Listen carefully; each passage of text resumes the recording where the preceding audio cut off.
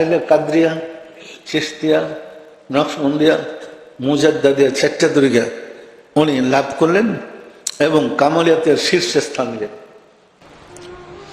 সম্মানিত আশিকে রাসূলেরা, নকশবন্দি ইমাম বাহাউদ্দিন নকশবন্দি রহমতুল্লাহ আলাইহি, উনি একাধারে 13 দিন 13 রাত্রি সেজদায় পড়ে আল্লাহর কাছে রোনাজারি করতেছিলেন। হে দয়াময় খুদা, এই যুগটা তো কঠিন, এই যুগের মানুষের পক্ষে এই কঠিন সাধনা করা সহজ নয়, আপনি আমাকে একটা সহজ তরিকা দেন। উনি কিন্তু ছিলেন সিলসিলাটা নকশবন্দি তরিকা। আল্লাহর কাছ থেকে প্রার্থনা করে যে তরিকাটা পাইলেন, একাধারে 13 দিন 13 রাত্র সেজদায় থেকে উনি প্রার্থনা করেছিলেন, আমার জীবন উৎসর্গ করে দেন, আমি সেজদা থেকে মাথা উঠাবো, যে পর্যন্ত না সহজ তরিকা দেওয়া হয়। যখন আল্লাহর পক্ষ থেকে সংবাদ আসলো, হে বাহাউদ্দিন, অন্য তরিকায় নফসের থেকে সবক দেয়, আর তোমাকে আমি ওই তরিকা দিলাম যে এর সবক শুরু হবে কলব থেকে। নফস হলো দুনিয়ার সৃষ্টি, আর কলব হলো আল্লাহর কাছ থেকে আগত। এই কালবের জিকিরের পদ্ধতি নতুন তরিকা বের হলো, নকশবন্দি তরিকা। এই নকশবন্দি তরিকার সিলসিলায় হযরত মুজাদ্দিদ আল ফিসানী রহমতুল্লাহ আলাইহি তরিকা গ্রহণ করলেন। উনি জন্মের পরই ওনার পিতার সহবতে ছিলেন। ওনার পিতা ছিলেন চিশতিয়া তরিকার অনুসারী। জন্মসূত্রে পিতার সান্নিধ্যে থেকে চিশতিয়া তরিকা মস্ক করেছেন।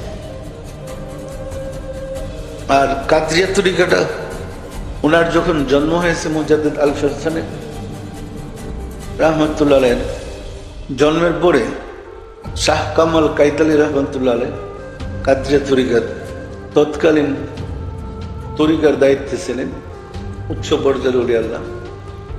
উনি সফর করতে ওই এলাকায় আসছিলেন, তখন মুজাদ্দিদ আল ফিসানী রহমতুল্লাহ আলাইহি তার পিতা শিশু মুজাদ্দিদ আল ফিসানী শেখ আহমদ বাচ্চার 7 দিনের বাচ্চাকে কুলে করে নিয়ে গেলেন শাহ কামাল কাইতালির কাছে।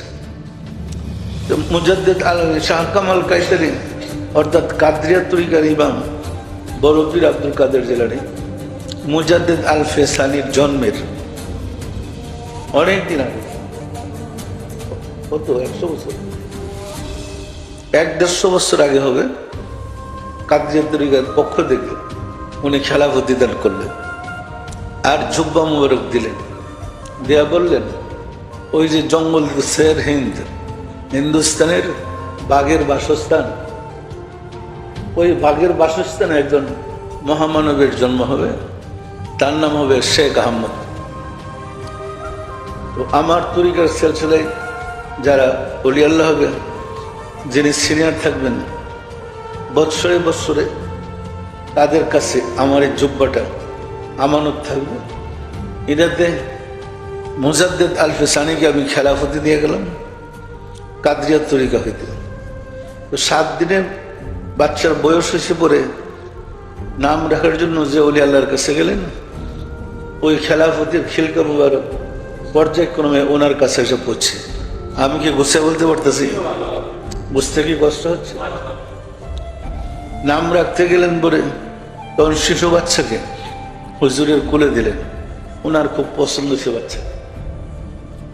উনি অন্তর্দৃষ্টিকে দেখে বুঝতে পারছিলেন, আরে উনাতে বড় পীর আব্দুল কাদের জিলানী ওনাকে তো খেলাফতি দিচ্ছে, খিলকা মুবারক তাকে দিচ্ছে। তখন বাচ্চাটার নাম রাখা, ওনার কামালিয়াত দেওয়ার জন্যে উনি ওনার জিব্বা মুবারক বের করে শিশু মোহাম্মদ, শিশু শেখ আহমদ রহমতুল্লাহ আলাইহি মুখের ভিতরে জিব্বা ঢুকে দিলেন। এই শিশু বাচ্চা এমন ভাবে জিব্বা চুষতে শুরু করেছে, উনি বলেন আমার ভিতরে যত কামালিয়াত আছে সব রয়ে গেছে। তখন তিনি তার খিলকা মুবারক, ওই জুব্বা মুবারক ওনাকে দিয়ে ওনার পিতার হাতে অর্পণ করে বললেন, বড় পীর আব্দুল কাদের জিলানীর কাদরিয়া তরিকার খেলাফত প্রাপ্ত উনি হইলেন। তাহলে যিনি 7 দিনে খলিফা নির্বাচিত হয় বড় পীর আব্দুল কাদের জিলানী, কয়েকশো বছর আগে মনে হয়, অনেক বছর পরে। আর এই খেলাফতি ওই যে 500 বছর আগেই ওনাকে খেলাফত দেওয়া হয়েছে, জন্মের 500 বছর আগে। বিষয়টা পরিষ্কার। তাহলে কাদরিয়া তরিকার খেলাফতি পাইছেন উনি নাম রাখার সময়। চিশতিয়া তরিকার খেলাফতি পাইছেন উনি, ওনার আব্বা চিশতিয়া তরিকার খলিফা ছিলেন, ওনার কাছ থেকে চিশতিয়া তরিকার খেলাফতি পাই। উনি গেলেন ইমাম বাহাউদ্দিন নকশবন্দি রহমতুল্লাহ আলাইহি, ওনার সিলসিলা ওলি আল্লাহর কাছে।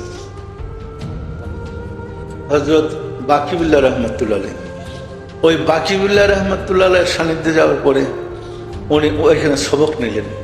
সেটা হইল তখন উনি ওনার সান্নিধ্যে যাওয়ার পরে, ওনার সহবতে যাওয়ার পরে ওনাকে নির্দেশ খেলাফতি দিলেন। তাহলে উনি নকশবন্দি তরিকার খেলাফত প্রাপ্ত।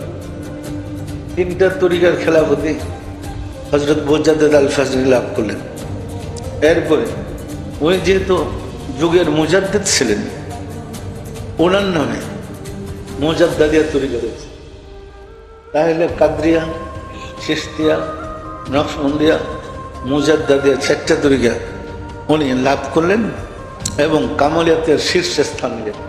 ওনার থেকে যে তরিকা বেরিয়ে আসছে সেই তরিকাটাকে কোথাও মুজাদ্দাদিয়া তরিকা বলে, কোথাও নকশবন্দি মুজাদ্দাদি তরিকা বলে।